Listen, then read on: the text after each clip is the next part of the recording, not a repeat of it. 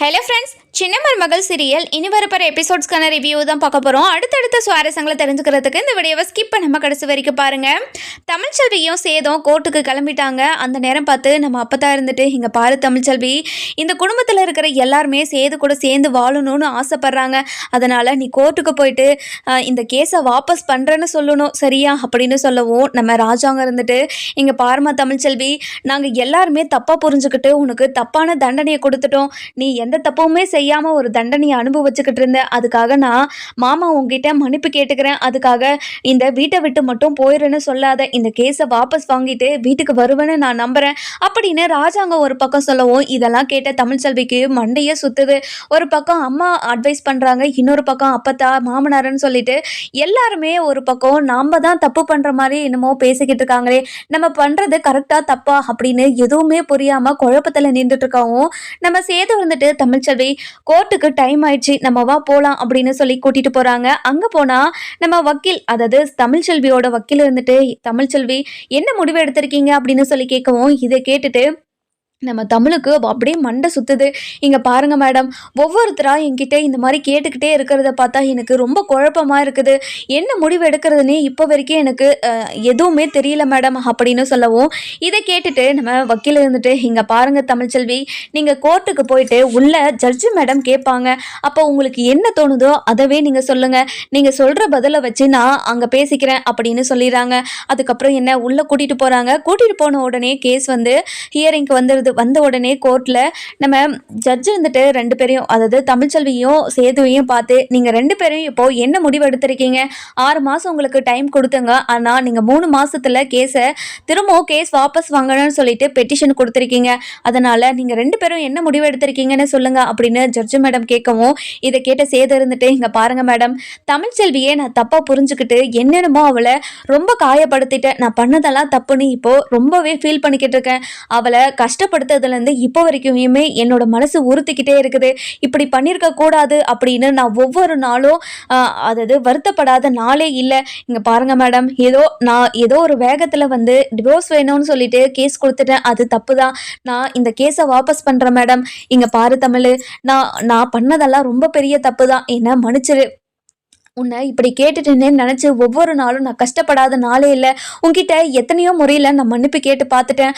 ஆனால் நீ உனக்குள்ளே ஏற்பட்டு இருக்க காயத்தால் என்னை மன்னிக்கிறதுக்கு நீ ரொம்ப அதாவது யோசிக்கிற. இங்கே பாரு தமிழ், என்னை மன்னிச்சிரு. இனிமேல் 7 ஜென்மத்துக்கும் நீ மட்டும்தான் என்னோட பஞ்சாதி, நான் மட்டும்தான் உன்னோட புருஷன். நான் இப்போ வரைக்குமே நினச்சிக்கிட்டு இருக்கேன். இங்கே பாரு தமிழ்ச்செல்வி, என்னை மன்னிச்சிரு தமிழ்ச்செல்வி. என்னை விட்டுட்டு போயிடுறேன்னு மட்டும் சொல்லிடாத. அது எனக்கு இப்போ கொடுக்குற மிகப்பெரிய தண்டனையாக இருக்கும். அதை மட்டும் எனக்கு கொடுத்துடாத அப்படின்னு ரொம்பவே எமோஷ்னலாக பேசிக்கிட்டு இருக்கவும், இதை கேட்ட ஜட்ஜுக்கு ரொம்பவே ஒரு மாதிரி கண்ணு கலங்கிடுது. அதுக்கப்புறம், இங்கே பாருப்பா, நீ இப்படி ஒரு முடிவு எடுத்திருக்க, உங்கள் ஒய்ஃப் என்ன முடிவு எடுத்திருக்காங்கன்னு உங்களுக்கு தெரியுமா? இங்கே பாருங்க மேடம், அவங்க என்ன முடிவு எடுத்திருக்காங்கன்னு இப்போ வரைக்குமே எனக்கு தெரியல. அவங்க கிட்ட கேட்டாலும் அவங்க எந்த பதிலும் சொல்ல மாட்டாங்க. நான் இந்த கேஸை வாபஸ் வாங்கலான்னு முடிவெடுத்தது நம்ம தமிழ்ச்செல்வி கூட சேர்ந்து வாழணும்னு ஆசைப்பட்டதுனால தான். இங்க பாருங்க மேடம், என்ன தமிழ்ச்செல்வி கூட சேர்த்து வச்சிருங்க மேடம், எங்களுக்கு டிவோர்ஸ் கொடுத்துடாதீங்க மேடம் அப்படின்னு அதாவது கோர்ட்டு கிட்ட மண்டிட்டு கேட்டுக்கிட்டு இருக்காரு நம்ம சேது. இதை கேட்ட நம்ம வக்கீல் இருந்துட்டு இங்க பாருங்க மேடம், என்னோட கட்சிக்காரர் அதாவது எல்லா தப்பையும் உணர்ந்து தன்னோட பொண்டாட்டி கூட சேர்ந்து வாழணும்னு ஆசைப்படுறாரு. அதனால இந்த விவாகரத்து கேஸை ரத்து பண்ணணும்னு நான் கேட்டுக்கொள்கிறேன் மேடம் அப்படின்னு ஒரு சேதுவோட வக்கீல் இருந்துட்டு வாதாடவும், அதுக்கப்புறம் அதாவது ஜட்ஜ் இருந்துட்டு நம்ம தமிழ்ச்செல்வியை பார்த்து, இங்க பாருமா, உங்கள் புருஷனோட முடிவை சொல்லிட்டாங்க, இப்போ உங்களோட முடிவை என்னன்னு சொல்லுங்கம்மா அப்படின்னு கேட்கவும், இதை கேட்ட தமிழ்ச்செல்விக்கு அப்படி என்ன சொல்றதுனே தெரியாம அப்படியே முழிச்சுக்கிட்டு நின்று இருக்காங்க. ஒவ்வொருத்தரும் தன்னோட வாழ்க்கைக்காக எவ்வளோ சொல்லிக்கிட்டு இருக்காங்க. ஆனால் நம்ம எதுவுமே கேட்காம தன்னோட சுயமரியாதைன்னு சொல்லிட்டு அந்த பேரை சொல்லிட்டு பிடிவாதமா இருக்கோமோ அப்படின்னு தோண ஆரம்பிச்சிருச்சு நம்ம தமிழ்ச்செல்விக்கு. இங்க பாருங்க மேடம், அவங்க பண்ணதெல்லாம் தப்புன்னு உணர்ந்துட்டாங்க. அதுக்கு மேலே எனக்கு எதுவுமே தேவைப்படலை. இருந்தாலும் அவங்க பண்ணதெல்லாம் நினைச்சு பார்த்தா இப்போ வரைக்குமே எனக்கு ரொம்ப கஷ்டமா இருக்குது. இப்போ வரைக்கும் நினைச்சு பார்த்தாவே அதை பண்ணிக்கணும்னு கூட எனக்கு தோண மாட்டேங்குது மேடம். ஒரு பொண்ணுனா, அதாவது ஒரு பையன் குடிச்சிட்டு வந்தா என்ன வேணாலும் கேட்பான், என்ன வேணாலும் அடிப்பான், திட்டுவான், என்னென்னமோ பண்ணுவான். ஆனா அது காலையில எழுந்து ஏதோ குடிச்சிட்டு பண்ணிட்டா மன்னிச்சு விட்டுரு அப்படின்னு சொல்லிட்டா அது பொண்ணுங்கெல்லாம் ஏத்துக்கணும்னு எப்படி மேடம் இந்த உலகத்துல இருக்கிறவங்க எல்லாம் இதை பண்ணி வச்சிருக்காங்க. என்னால இதை ஏத்துக்கவே முடியல மேடம். அதனாலதான் இப்ப வரைக்குமே மன்னிக்க கூடாதுன்ற எண்ணம் என்னோட மனசுல ஓடிக்கிட்டே இருக்குது. எனக்கு என்ன பண்றதுன்னே தெரியல மேடம். ஒரு பொண்ணா பிறந்தா எல்லாத்துலயும் அட்ஜஸ்ட் பண்ணிட்டு போகணும்னு யார் மேடம் சொன்னது அப்படின்னு பயங்கர கோவத்திலையும் ஆதங்கத்திலையும் கோர்ட்டை பார்த்து இந்த கேள்வியை கேட்கவும் அந்த அம்மா இருந்துட்டு, இங்க பாருங்கம்மா, ஒரு பொண்ணுனா இப்படிதான் இருக்கணும்னு நம்ம வருங்காலத்துல இருந்து இப்போ வரைக்குமே ஒரு ஒரு கட்டளையை போட்டுக்கிட்டே தான் இருக்காங்க. அந்த கட்டளையெல்லாம் எப்ப மாறும்னு தெரியல. இப்ப பாருங்க, கோர்ட்ல கூட பொண்ணுக்குன்னு ஒரு நியாயம் இல்ல, பசங்களுக்குன்னு ஒரு ஒரு நியாயத்தை வச்சிருக்காங்க. அதனால அது எதுவுமே மாத்த முடியாது. அதாவது ஒரு பொண்ணுனா இப்படிதான் இருக்கணும்னா இப்படிதான் இருக்கணும், ஒரு ஆண்னா இப்படிதான் இருக்கணும்னா அப்படிதான் இருக்கணும். ஆனா அவங்க எல்லாம் மீறி போறதுனால அவங்கள எதுவுமே கேட்க மாட்டாங்க. ஆனா அதை கேட்க துணிஞ்சவங்க, அதாவது கேட்க உங்களை மாதிரி ஒரு பொண்ணு துணிஞ்சு கேட்டா அவங்கள வாயாடினோ, அவங்கள தப்பா ஒரு போர்ட்ரேட்ல ஏதோ ஒரு இது பண்ணி வச்சிடுறாங்க. அதனால இந்த சமுதாயம் எப்ப மாறும்னெல்லாம் தெரியாது. ஆனா அதுக்காக உங்க வாழ்க்கையை வந்து கெடுத்துக்காதீங்க. உங்க வாழ்க்கை ரொம்ப ரொம்ப நல்ல வாழ்க்கை. ஏன் சொல்றேன்னா, உங்க புருஷன் தப்பு பண்ணறத உணர்ந்து இப்ப வரைக்குமே மனசுல வருத்தப்பட்டுக்கிட்டு இருக்காரு. ஆனா எத்தனையோ ஆண்கள் தான் பண்ணது தப்புன்னு கூட தெரியாம பொண்டாட்டி கிட்ட எப்படி இப்படியோ நடந்துகிட்டு இருக்காங்க. அந்த வகையில உன்னோட புருஷன் ரொம்ப கொடுத்து வச்சவர் தானே நீ. அதனால உன் புருஷன் கூட சேர்ந்து வாழணும்னு தான் எனக்கு தோணுது. ஆனா உன்னோட முடிவு தான். நீ என்ன முடிவு சொல்றியோ அதுதான் நான் தீர்ப்பா சொல்ல போறேன் அப்படின்னு சொல்லிடுறாங்க. இதை கேட்டு சேது இருந்துட்டு, இங்க பாருங்க மேடம், என்னோட பொண்டாட்டியை என்கிட்ட இருந்து பிரிச்சிடாதீங்க. என் பொண்டாட்டி என் குடும்பத்துக்காக என்னென்னலாம் பண்ணியிருக்கான்னு எனக்கு தெரியும். ஆனால் நாங்கள் தான் அவளை புரிஞ்சுக்காம எத்தனையோ தடவை அவள் தப்பு பண்ணாமையே தண்டனையை அனுபவிச்சுக்கிட்டு இருந்திருக்கான். அதெல்லாம் தப்பு தான், நான் இல்லை நல்லா சொல்லலை. அதுக்காக என்னோட பொண்டாட்டியும் என்னையும் பிரிச்சுடாதீங்க மேடம், உங்களை காலில் விழுந்து கூட கேட்குறேன் மேடம் அப்படின்னு ரொம்பவே கெஞ்சுக்கிட்டு இருக்கவும் இதை கேட்ட தமிழ்ச்செல்விக்கு, இங்கே பாருங்க, எதுக்காகங்க உங்கள் சுயமரியாதைலாம் இழந்து இப்போ இங்கே கோர்ட்டில் எல்லாரும் முன்னாடியும் பேசிக்கிட்டு இருக்கீங்க அப்படின்னு சொல்லி கேட்கவும், இங்க பாரு தமிழ், பிடிச்சவங்களுக்காக என்ன வேணாலும் பண்ணலாம்னு சொல்லுவாங்க. ஏதோ ஒரு கோவத்திலையும் ஆத்திரத்திலையும் உன்னை கேட்ட கேள்வி இப்ப வரைக்குமே என் மனசை அறுத்துக்கிட்டு இருக்கு. அதனாலதான் தமிழ், உன்னோட மனசு மாறணும், அது மட்டும்தான் எனக்கு தோணுது. வேற எதுக்காகவும் உன்கிட்ட இந்த மாதிரி மண்டிட்டு கேட்கல தமிழ் அப்படின்னு சொல்லிக்கிட்டு இருக்காங்க. இதை கேட்ட தமிழ்ச்செல்வி இருந்துட்டு, இங்க பாருங்க, உங்க மேல எனக்கும் பாசம் இருக்குது, நான் இல்லைன்னெல்லாம் சொல்லலை.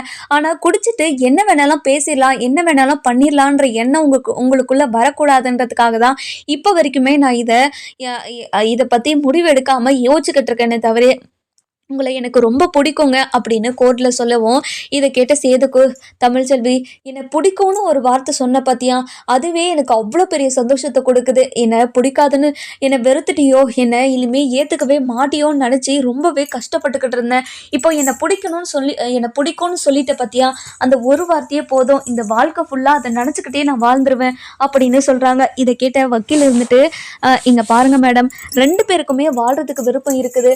அதனால் இந்த கேஸை ரத்து பண்ணும்படி நான் உங்களுக்கு தாழ்மையுடன் கேட்டுக்கொள்கிறேன் மேடம் அப்படின்னு நம்ம சேதுவோட வக்கீல் இருந்துகிட்டே கேட்டுக்கிட்டே இருக்கவும், அதுக்கப்புறம் நம்ம தமிழ்ச்செல்வியோட வக்கீல் எதுவுமே பேசாமல் அவங்க 2 பேர் பேசுகிறத மட்டும் பார்த்துக்கிட்டு நின்றுக்கிட்டே இருக்காங்க. அதுக்கப்புறம் நம்ம சேது இருந்துட்டு, இங்கே பாரு தமிழ், நீ இப்படி ஒரு வார்த்தையை என்கிட்ட சொல்லுவேன்னு நினச்சி கூட பார்க்கல. தான் பண்ண தப்பெல்லாம் மன்னிச்சு இப்போ என்னை பிடிக்கும்னு ஒரு வார்த்தை சொன்ன பார்த்தியா, அதுவே எனக்கு போதும். என் கூட நீ சேர்ந்து வாழணும்னு கூட அவசியம் இல்லை. ஆனால் என்னோட வீட்டில் நீ இருக்கணும், நான் என் கூட சேர்ந்து வாழணும், நான் கட்டாயப்படுத்தவே மாட்டேன். இந்த கேஸை மட்டும் வாபஸ் பண்ண சொல்லிடு தமிழ் அப்படின்னு சொல்லி அப்படியே கையை கூப்பி கேட்கவும், இதை கேட்ட தமிழுக்கு என்ன பண்ணுறதுன்னு தெரியாமல், இங்கே பாருங்கள் மேடம், அதாவது எனக்காக இல்லைனாலையும் இந்த குடும்பத்துக்காகவும் என் வயிற்றில் வளர்கிற குழந்தைக்காகவும் இந்த வாழ்க்கையை ஏற்றுக்கிட்டு நான் வாழணும்னு நினைக்கிறேன் மேடம் அப்படின்னு சொல்லிடுறாங்க. அதுக்கப்புறம் சேது இருந்துட்டு இந்த வார்த்தையை கேட்டதுமே தமிழ்ச்செல்வி காலில் விழுந்துடுறாங்க.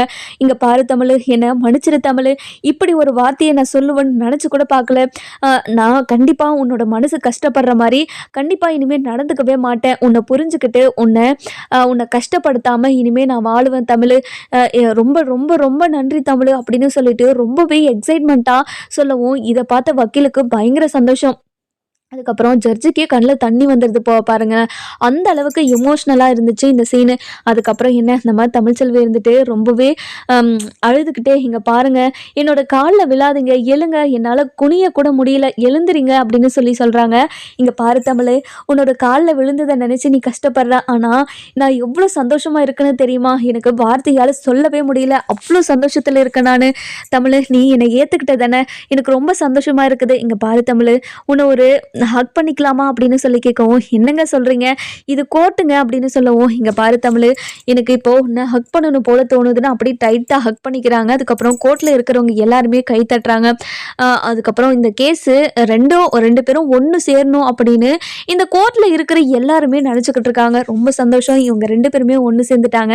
அதுக்கப்புறம் என்ன, நம்ம இப்போ ஜட்ஜு இருந்துட்டு இந்த கேஸை நான் ரத்து பண்ணுறேன், விவாகர கேஸு ரத்து பண்ணுறேன்னு சொல்லிடுறாங்க. அதுக்கப்புறம் இதை கேட்ட சேதுக்கும் பயங்கர சந்தோஷம். அதுக்கப்புறம் கையை கூப்பி, இங்கே பாருங்கள் மேடம், எனக்கும் என்னோட பொண்டாட்டிக்கும் விவாகரத்து கொடுக்காம 6 மாதம் நீங்கள் டைம் கொடுத்ததுக்கு ரொம்ப நன்றி மேடம்.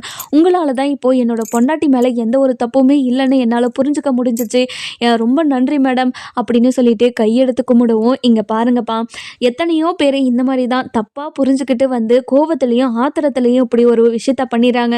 அதுக்கப்புறம் விவாகரத்து கிடைச்சதுக்கப்புறம் ஐயோ நம்ம தப்பு பண்ணிட்டோமே நினச்சி வருத்தப்பட்டு எந்த ஒரு பிரயோஜனமே இல்லை. அதனால தான் கோர்ட்டு ஒரு 6 மாதம் அவகாசம் கொடுத்து, இதுக்கப்புறமும் என்னால் உங்கள் கூட வாழ முடியாதுன்ற ஒரு எண்ணம் வந்தால் அதுக்கப்புறம் தான் நாங்கள் விவாகரத்தை கொடுப்போம் அப்படின்னு சொல்லிடுறாங்க. சரிங்க மேடம், ரொம்ப சந்தோஷம் மேடம், நாங்கள் கிளம்புறோம் மேடம் அப்படின்னு சொல்லிட்டு கிளம்பிடுறாங்க. சேது இருந்துட்டு தமிழ்ச்செல்வியை அப்படியே தூக்கிக்கிட்டே வெளியே போகிறாரு. வெளியே போன உடனே நம்ம கருப்பு இருந்துட்டு, இங்கே பாருமா தங்கச்சி, நீ இப்படி ஒரு பதிலை சொல்லுவேன்னு நான் யாருமே எதிர்பார்க்கவே இல்லை, ரொம்ப சந்தோஷம் அப்படின்னு சொல்கிறாங்க. இங்கே பாருங்கள், கண்டிப்பாக நீங்கள் அந்த கேட்ட கேள்வி ஜென்மத்துக்கும் எனக்கு மறக்காது தான், ஆனால் என்னோட பிள்ளைக்காகவும் இந்த வீட்டுக்காகவும் உங்களை மன்னிச்சு நான் ஏற்றுக்கிறேன் அப்படின்னு சொல்லிடுறாங்க. இங்கே பாரு தமிழ், என்னை மன்னிச்சிட்டேன்னு சொன்னதே எனக்கு அவ்வளோ பெரிய சந்தோஷமாக இருக்குது, எனக்கு பயங்கர சந்தோஷம் தெரியுமா அப்படின்னு சொல்கிறாங்க. அதுக்கப்புறம் நம்ம தமிழ்ச்செல்வி, சேது, கருப்பு 3 பேருமே இப்போ வீட்டுக்கு கிளம்புறாங்க. வீட்டுக்கு போன உடனே நம்ம ராஜாங்கம் இருந்துட்டு தான் கையாலேயே ஆர்த்தி கரைச்சி வெளியே வெயிட் பண்ணிக்கிட்டு இருக்காரு. அதுக்கப்புறம் நம்ம தமிழ்ச்செல்வி காரை விட்டு இறங்குறாங்க. இறங்கின உடனே நம்ம ராஜாங்க கையில் ஆர்த்தி இருக்கிறத பார்த்துட்டு பயங்கரமாக ஷாக் ஆயிடுறாங்க. அதுக்கப்புறம் என்ன, நம்ம ராஜாங்க இருந்துட்டு, வா தமிழ்ச்செல்வி, எங்கள் வீட்டு சின்ன மருமகளே, செல்ல மருமகளே, வா வா அப்படின்னு சொல்லவும், இதை கேட்டுட்டு நம்ம தமிழ்ச்செல்விக்கு பயங்கர சந்தோஷம். அதுக்கப்புறம் இதெல்லாம் பார்த்துக்கிட்டு இருந்த நம்ம ஈஸ்வரிக்கும் சாவுத்திரிக்கும் அப்படியே வயிற்றுல புளிய கறக்குற மாதிரி இது கப கபரை நீங்க எரிஞ்சுக்கிட்டு இருக்கு. அதுக்கப்புறம் என்ன, நம்ம தமிழ்ச்செல்வியும் சேதும் வந்து நிற்கிறாங்க. உங்கள் 2 பேர் மேலேயும் நிறைய கண்ணு பட்டிருக்கோம், அதனால உங்களுக்கு நான் சுற்றி போட போகிறேன் அப்படின்னு சொல்லிட்டு அந்த ஆர்த்தியை சுற்றுறாங்க. சுற்றின உடனேயே பயங்கர கோவத்தில் சாவுத்திரி, தாமரை, அதுக்கப்புறம் ஈஸ்வரி, சித்ரா, போஸு அப்படின்னு எல்லாருமே பயங்கர கோவத்தில் பார்த்துக்கிட்டு இருக்காங்க. ஆனால் சந்தோஷமாக இந்த விஷயத்த ரொம்ப என்ஜாய் பண்ணிக்கிட்டு இருக்கிறது நம்ம சேது. அதுக்கப்புறம் ராஜாங்கம், மோகனா, அப்பத்தா, மலர், தனோ, அதுக்கப்புறம் வசந்தி, செல்லப்பாண்டின்னு சொல்லிட்டு எல்லாருமே பயங்கர சந்தோஷத்தில் பார்த்துக்கிட்டு இருக்காங்க. அதுக்கப்புறம் நம்ம ராஜாங்கமே ஆர்த்தி எடுத்து பொட்டெல்லாம் வச்சு விட்டு அந்த ஆர்த்தியை ஊற்றிட்டு வர சொல்லிடுறாங்க. அதுக்கப்புறம் இதை பார்த்துட்டு இருந்தா தமிழ்ச்செல்வி இருந்துட்டு, என்ன மாமா இதெல்லாம் நீங்கள் பண்ணலாமா, இங்கே பாருமா, என்னோட மருமகளுக்கு நான் பண்ணுறேன், நான் பண்ணக்கூடாதா, இங்கே பாருமா, உன் மேலே இருந்த கோவம், அதாவது எங்கள் மேலே இருந்த எல்லா கோவமும் போய் இப்போது என்னோட பையனை ஏற்றுக்கிட்டது ரொம்ப சந்தோஷமா, என் பையன் தனியாக இருக்கிறத பார்த்து ஒவ்வொரு நாளும் நான் கஷ்டப்படாத நாளே கிடையாது. அதாவது உன்னை தப்பாக புரிஞ்சுக்கிட்டு நாங்கள் உங்களுக்கு அதாவது தப்பே பண்ணாமல் தண்டனையை அனுபவிச்சுக்கிட்டு இருந்திருக்க, என்னை மன்னிச்சிருமா அப்படின்னு சொல்கிறாங்க. அதுக்கப்புறம் என்ன, நம்ம ராஜாங்க இருந்துட்டு ரொம்பவே அழுதுகிட்டே உள்ளே போகிறாரு. உள்ளே போன உடனே நம்ம தமிழ்ச்செல்வி இருந்துட்டு ராஜாங்க அழுதுகிட்டு இருக்கிறத பார்த்துட்டு, மாமா எதுக்காக மாமா அழுதுகிட்டு இருக்கீங்க, இங்கே பாருமா தமிழ், என்னோட பையனும் நீயும் கஷ்டப்பட்டுக்கிட்டு இருக்கிறத பார்த்துட்டு நான் ரொம்ப ரொம்ப கஷ்டப்பட்டுட்டேன், ஆனால் இப்போ வருது எனக்கு ஆனந்த கண்ணீர், நீங்கள் 2 பேரும் சேர்ந்தீங்கல்ல, அதனால் ரொம்ப சந்தோஷமாக இருக்கிறேன் அப்படின்னு சொல்லவும், அதுக்கப்புறம் நம்ம அப்போ இருந்துட்டு தமிழ்ச்செல்வியை பார்த்து, இங்கே பாருடி, நீ இப்படி ஒரு விஷயத்த நீ பண்ணிட்டு வருவேன்னு நினச்சி கூட பார்க்கல, நான் என்னமோ நீ இந்த விவாகரத்து வாங்கிட்டு இந்த வீட்டை விட்டு போயிடுவியோன்னு மனசுக்குள்ள தோணிக்கிட்டே இருந்துச்சுடி. அதை நினச்சி நினச்சி அப்பத்தாக்கு உடம்பு முடியாமல் போயிடும் போல எனக்கு இருந்துச்சு தெரியுமா. இங்கே பாருங்க அம்மாச்சி, ஏன் அம்மாச்சி இப்படியெல்லாம் பேசுகிறீங்க? நீங்கள் ரொம்ப வருஷத்துக்கு ரொம்ப சந்தோஷமாக இருப்பீங்க, கவலையே படாதீங்க, உங்களெல்லாம் விட்டுட்டு நான் போயிடுவேனா அப்படின்னு சொல்லவும், இங்கே பாருடி, நீ பண்ணிக்கிட்டு இருந்ததெல்லாம் பார்த்தா எனக்கு அப்படி தாண்டி தோணுச்சு. நீ இந்த வீட்டை விட்டு போயிடுவேன்னு ரொம்ப பயந்துட்டுங்க தெரியுமா அப்படின்னு சொல்லவும், இதை கேட்டுட்டு நம்ம சாவித்திரி இருந்துட்டு இங்கே பாரு தமிழ்ச்செல்வி, ஏதோ சுயமரியாதை காப்பாற்றுவேன்னு சொல்லிக்கிட்டு இருந்தவன் நீ தானே. ஆனால் அப்படியெல்லாம் தெரியலையே, எல்லா மானத்தையும் வெக்கத்தையும் விட்டுட்டு இப்போ அந்த வாழ்க்கையை ஏற்றுக்கிட்டு வாழ்கிறேன்னு சொல்லிக்கிட்டு இருக்க, உனக்கு வெக்கமா இல்லை அப்படின்னு சொல்லவும், இதை கேட்டுட்டு நம்ம ராஜாங்கத்துக்கு பயங்கர கோவம் வந்தது. இங்கே பாரு சாவித்திரி, எதுக்காக தமிழ்ச்செல்வி விஷயத்தில் தலையிட்டு இருக்க? இங்கே பாரு, தமிழ்ச்செல்வி விஷயத்தில் யாருமே தலையிடக்கூடாதுன்னு நான் எல்லாருக்கிட்டையும் சொல்லி வச்சுருந்தேன்ல, அப்புறம் எதுக்காக அவ விஷயத்தில் நீங்கள் தலையிடுறீங்க அப்படின்னு சொல்லி பயங்கர கோவத்தில் கேட்கவும், இங்கே பாருங்கண்ணே, அவள் சொல்லிக்கிட்டு இருக்கிறதா தான் நான் திரும்ப கேட்குறேன், அவள் சொல்லாததை ஒன்று நான் திரும்ப கேட்கலையே, நீங்கள் எதுக்காக இவ்வளோ கோவப்படுறீங்க? இங்கே பாரு, திரும்ப திரும்ப இந்த மாதிரி பேசிக்கிட்டே இருந்தனா நீயும் இந்த வீட்டை விட்டு போகிற மாதிரி இருக்கும், பரவாயில்லையா அப்படின்னு சொல்லவும், இங்கே பாருங்கண்ணே, கூட பிறந்த பொறுப்பவே எவ்வளோ ஒருத்திக்காக நீ இப்படி விட்டு கொடுத்து பேசுறியே, இப்போ அவள் எனக்கு மரியாதை கொடுப்பாளா? சொல்லுண்ணே, நீ அதுக்கு மரியாதையை நடந்துக்கணும். நீ எப்படி நடந்துக்கிறியோ அதை பொறுத்து தான் மற்றவங்களும் உனக்கு மரியாதை கொடுப்பாங்க. நீ ஃபஸ்ட்டு மரியாதை கொடுக்க கற்றுக்கோ, மரியாதையாக பேச கற்றுக்கோ, அதுக்கப்புறம் மற்றவங்க மரியாதை கொடுக்குறாங்களா இல்லையான்னு பாரு அப்படின்னு பயங்கர கோவத்தில் சொல்லவும், அதுக்கப்புறம் என்ன நம்ம ராஜாங்க இருந்துட்டு பயங்கர கோவத்தில் சொல்லிட்டு உக்காந்துறாங்க. அதுக்கப்புறம் அப்போ தான் இருந்துட்டு, இங்கே பாருடி, உனக்கு எவ்வளோதான் சொன்னாலும் புத்தியே வராதா? ராஜாங்க தான் அப்போவே சொல்லிட்டான்ல, எதுக்காக அவள் பேச்சுக்கு போகிறீங்க நீங்கள்? தமிழ்ச்செல்வி விஷயத்தில் யாருமே தலையிடக்கூடாதுன்னு உத்தரவு போட்டிருந்தானா இல்லையா? அதையும் மீறி எதுக்காக அவளை பற்றி நீங்கள் பேசுகிறீங்க? அவளை பற்றி பேசுறதுல உங்களுக்கு உரிமையே கிடையாது அப்படின்னு பயங்கர கோவத்தில் சொல்கிறாங்க. அதுக்கப்புறம் நம்ம சித்ரா இருந்துட்டு, மா என்னம்மா நடக்குதுங்க? இங்கே நடக்கிறதெல்லாம் பார்த்தா எனக்கு பயங்கர கோவமாக வருதுமா.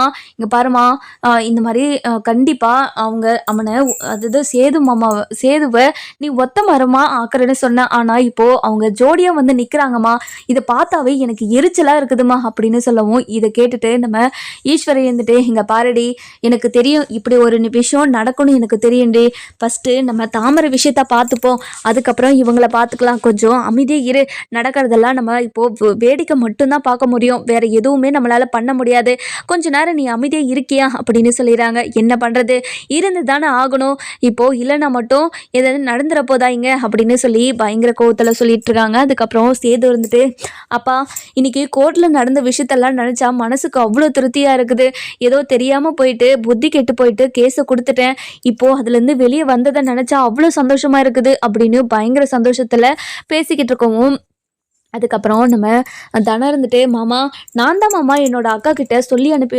அனுப்பியிருந்தேன், மாமாவை கஷ்டப்படுத்தாமல் மாமா கூட சேர்ந்து வாழு, இல்லைனா மாமாவை நான் கல்யாணம் பண்ணிப்பேன் அப்படின்னு சொன்னேன், அதுக்கு பயந்துக்கிட்டு தான் அக்கா உங்கள் கூட சேர்ந்து வாழ்கிறேன்னு சொல்லிடுச்சு போல அப்படின்னு சொல்கிறாங்க. ஆமாவா தனம், என்னை கல்யாணம் பண்ணிக்கிறதுக்கு உனக்கு சம்மதமா?